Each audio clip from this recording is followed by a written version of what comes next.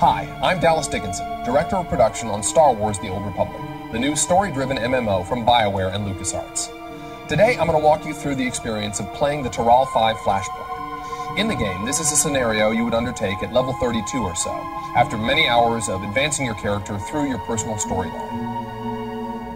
Like other Flashpoints in the Old Republic, Taral V is designed for 4 players, and whether you're playing with your friends or a group you just met on the game, teamwork is critical if you want to succeed.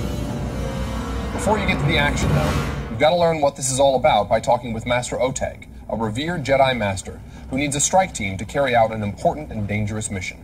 Welcome, friends. You're even more impressive in person.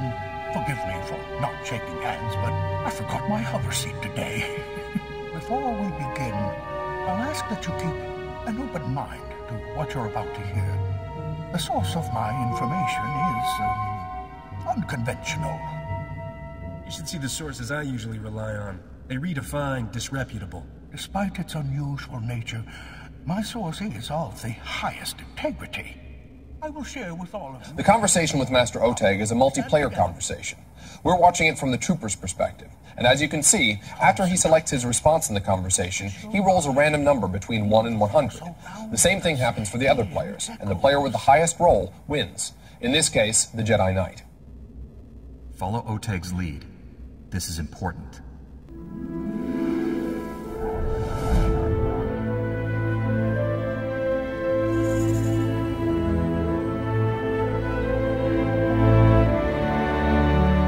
It seems that Master Oteg has somehow enabled the entire group, even the non-Force users, to speak with a Force ghost. She is here, a Jedi without physical form. Her body is long dead, but her wisdom, her essence, lives on. The darkness will consume all it touches. The stars will burn black, ashes raining on lifeless worlds. Everything ends. The prisoner holds the darkness at bay, lost inside it for 300 years. His strength will fail. Then he will become the darkness. This prisoner has been fighting the Empire for centuries. How is he still alive? The bond weakens, my friend. I'll take things from here.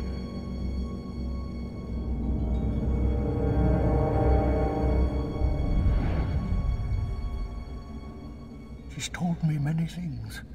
Revealed the existence of an Imperial prison in the constantly shifting Maelstrom Nebula, and a way to get there. The only way to navigate the Maelstrom is using a Gree computer hidden at an Imperial fortress. We need that computer to free the Jedi prisoner. That's what I do best. The fortress we're invading is on the planet Taral V, enemy territory protected by Imperial warships. Too many to fight. But we have a captured Imperial shuttle that can sneak past the sentries. It's waiting for you in the hangar. You can fill me in on the rest while we travel. There's no time to waste. Our fleet will hide at the system's edge so I can monitor your mission and guide you. If something goes wrong, we'll come running. Go to the shuttle, my friends. May the Force be with you.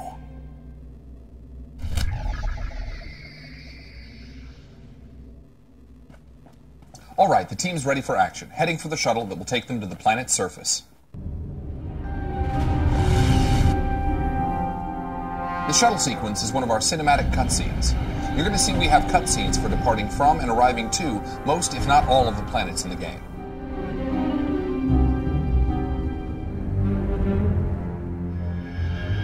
Here comes the shuttle now, landing in a remote location on Taral V. From here, the players are going to have to proceed on foot. Well done. You successfully infiltrated Taral V. The Imperials think you're just another shuttle bringing supplies. So here you see the players prepping themselves, or buffing up, before going into battle. We're watching this from the perspective of the Jedi Sage, a consular advanced class. Here they go. Lightning strikes the ground here and starts a fire, and one of Grand Moff Kilrin's shuttles is dropping off troops in the distance. Now we shift to the smuggler's perspective. He's a Scoundrel advanced class, and he's set up to be the healer. He's in cover, which gives him a defensive bonus, and he's tossing out the heals.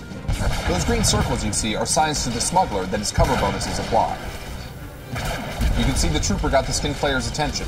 The Knight is distracting the lesser jungle beast, and the team's tactics are perfect here. So we're watching from the Jedi Knight's perspective now. He's a Guardian with a single saber, but he is a major damage dealer in this group. Whoa, check that out! The shuttle got hit by lightning, then veered off, hit the watchtower, and brought the tower down. That blue square on the Knight is actually one of the enemies targeting him. You see the Smuggler's healing probe coming in to give the Knight a slow-release med pack. Okay, so back to the perspective of our Trooper. He's a Vanguard, which means he gets access to the heaviest armors in the game, and a reactive shield that increases his threat towards enemies. So now the team is headed over to destroy this Imperial research station. That's actually part of a bonus mission inside the Flashpoint. Oh, and they're ambushed by jungle crawlers. The Trooper needs to make sure they don't swarm the healer.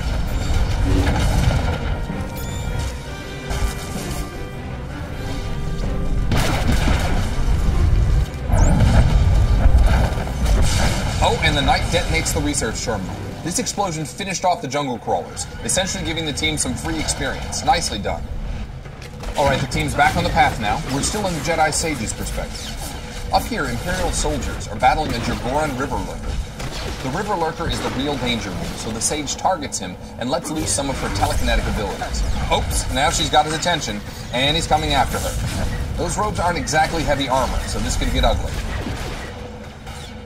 We change perspective over to the Jedi Knight, who's taking down the last of the Imperials here, a commando. The Knight's now with everyone else on the River Lurker. He powers up and lands a hit hard enough to get the beast's attention. And the River Lurker is down.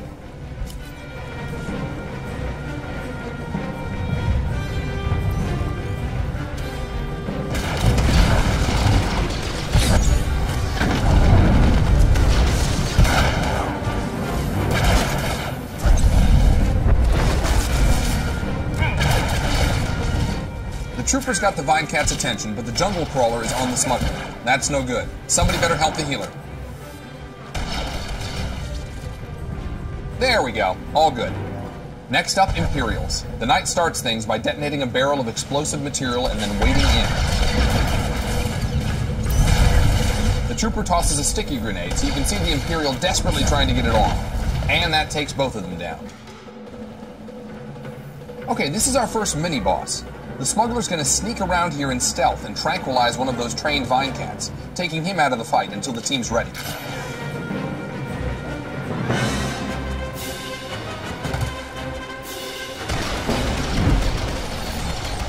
The Jedi Sage is setting up a stasis field around the left Vine Cat, so everyone can concentrate on that mini-boss. Now it looks like the Trooper tossed a sticky grenade onto the handler. This move packs a punch, but it's also damaged that first Vine Cat, breaking him out of his stun.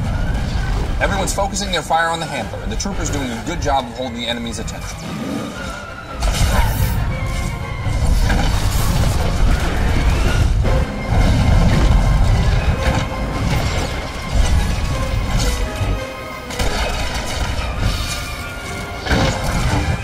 Great, now that the mini-boss is down, the team can take down the Vine Cats.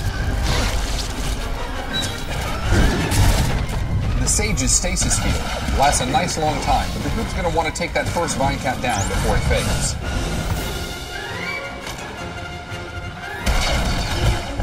Just one Vine Cat left now. All four players are using their strongest attacks now to bring him down quickly. And the Trooper finishes him with a stock strike.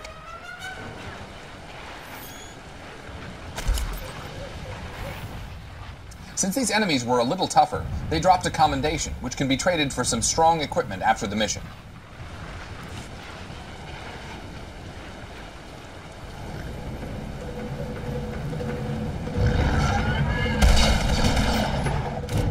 Further up the path, the team runs into an Imperial patrol, and it seems they've already got their hands full. As you can see, jungle skin flayers are no fans of the Imperials either. You can sit back and enjoy the show, but if you want the maximum amount of experience, you can rush in and take them all down.